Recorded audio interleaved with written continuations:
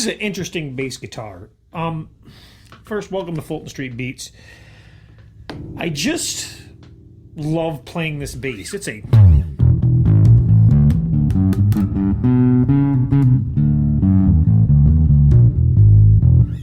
a responsive, fun, thumpy bass. I don't know if you can hear it exactly the way I'm set up, but man, it does play good and it does sound good. This is a Glarry bass. And while I am not fond of Glarry as a company itself, I think that some of their products are pretty decent. I just don't like some of their business practices, and that's for another episode. But anyhow, this particular Glarry bass is a fretless bass, and I can't knock it, anything about it. The body's magnificent. It sounds really good. Is it worth upgrading the pickups? I don't know. If I do, maybe we'll do active. But is it worth upgrading certain components? I believe it is because it plays so well. So I decided to research reverb a little bit and see what I could upgrade some of the components with and how inexpensively I could do it. And before I knew it, I was over $200 with not top of the line stuff. So, eBay it was. And then again, eBay, well, too cheap. So then it was over to Amazon. And Amazon over here, what I did is I discovered that I got everything that I needed and maybe a bit more, with exception of pickups so far, because, well, these sound so good. So I'm going to give these a little bit more of a chance before if I do a active pickup upgrade, it'll probably be some EMGs. These quarter-pound EMGs, and we'll probably do that on an episode also. So what did I order? Well, let me tell you.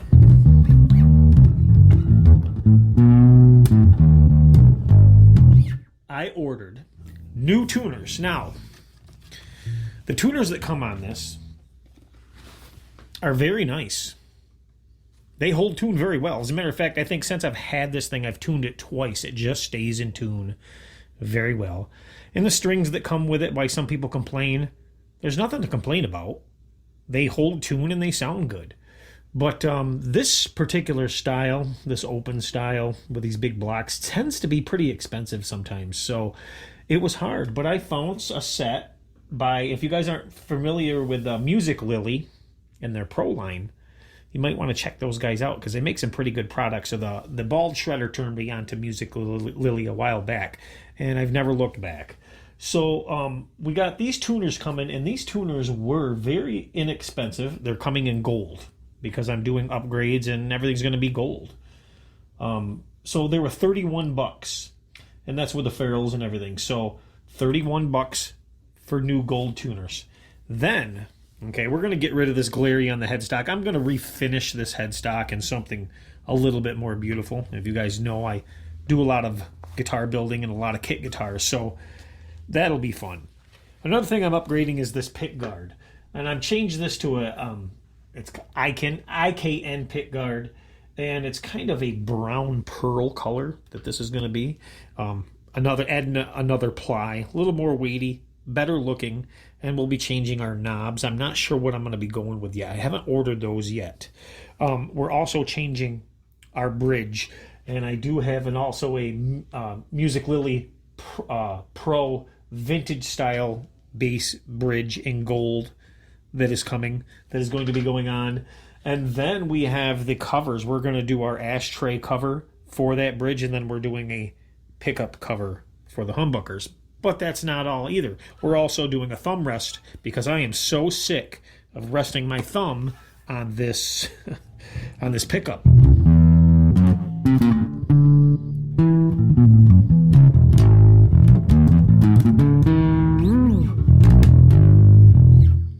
So I will not be doing that anymore, and it really gets to the thumb because it's quite edgy. So then maybe we'll upgrade to different pickups later on. But I think this guitar is worth upgrading. This bass is really nice, and what I like about it is it's not super heavy, but it does have a fantastic fretless neck. I haven't done anything to this neck. The action's really, really quite nice on this bass, too. It's got a very, very nice action. And there's no buzz anywhere. Of course, you're not going to get fret buzz, but you can get buzz on a bass guitar and a fretless bass if your action is too low and it's not coming off of the fretboard properly. A lot of times that happens on the high string. So, but we have none of that. It plays really, really nice.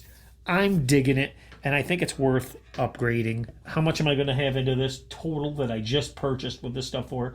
Well, let's see. I think my total was right around 70 some bucks, if I remember correctly. Yeah, about $75, $76 versus 200 and something I was looking at on Reverb for pretty much the same stuff. So a lot better of a deal.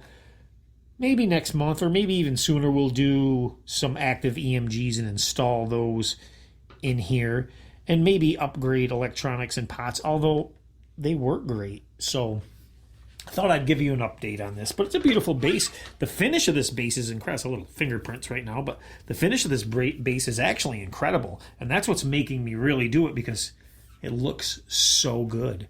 I was almost thinking about swapping parts from here to here to here to here to see what worked the best, but one thing about Glarry guitars in general is while their necks play good, they're not finished very nice. There's a lot of staining flaws and things like that. But if you look past that, they play nice.